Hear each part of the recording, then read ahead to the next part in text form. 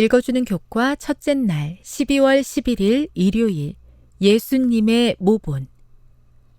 누가복음 2장 52절을 읽어보라. 이 구절은 예수님께서 성장하신 4가지 영역을 어떻게 설명하고 있는가?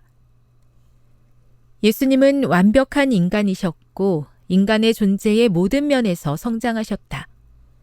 누가복음 2장 52절에 따르면 예수님은 지혜와 정신적으로, 키가, 신체적으로 자라가며 하나님과 영적으로, 사람에게, 관계적으로 더욱 사랑스러워 가셨다.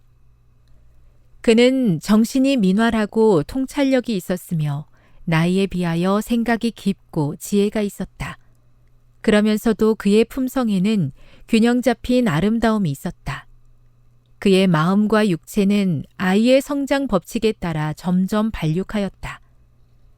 예수께서는 유년의 독특한 사랑스러운 기질을 나타내셨다. 그의 자진하여 돕는 손은 다른 사람들을 돕기 위하여 언제나 준비되어 있었다.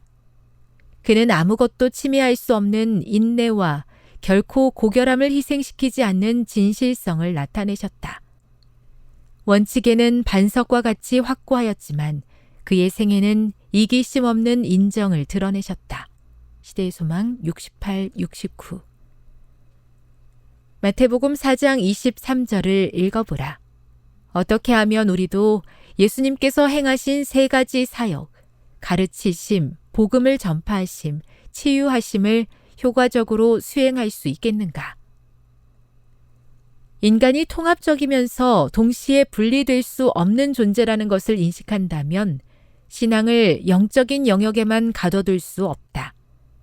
진리는 분명 사람의 존재 전체, 살아있는 모든 날들, 그리고 삶의 모든 차원을 아우른다. 인간의 육체적 요소와 영적 요소는 매우 강력하게 통합되어 있으므로 절대로 분리해서 생각할 수 없다. 타락한 존재들로서 우리가 결코 위에 묘사된 예수님의 모습과 같아질 수는 없겠지만 우리는 하나님의 은혜를 힘입어 예수님을 닮기 위해 노력해야 한다.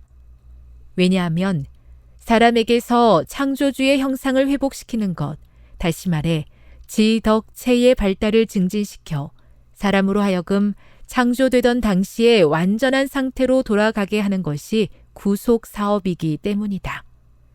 이것이야말로 하나님께서 재림을 위한 준비로서 당신의 백성들에게 행하시고자 하시는 일이다. 교훈입니다.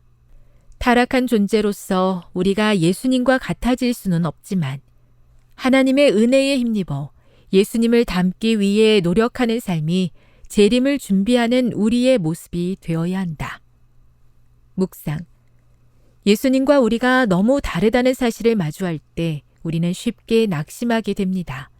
하지만 그런 순간 우리를 위한 예수님의 십자가에 집중하는 것이 우리에게 어떤 용기와 희망을 주나요? 적용. 오늘 하루 예수님을 닮은 말과 생각과 행동을 하기 위해 노력하며 도우시는 하나님의 은혜를 구해 보시기 바랍니다. 영감의 교훈입니다. 구속 사업은 새로운 창조. 구속 사업은 사람이 상상하기 어려운 결과를 가져온다. 그리스도의 능력에 이끌린 죄인이 십자가 앞에 나아가 부복할 때 그는 새로 창조함을 받는다. 그는 새 마음을 받아 그리스도 예수 안에서 새로 지음을 받게 된다. 그리고 더 요구될 것이 없는 거룩함을 입게 된다. 하나님은 예수 믿는 자를 의롭다 하시는 분이시다. 실물교훈 162. 온전하신 예수님을 닮고 싶습니다. 하지만 너무나 자주 저의 연약한 모습으로 인해 실망하게 됩니다.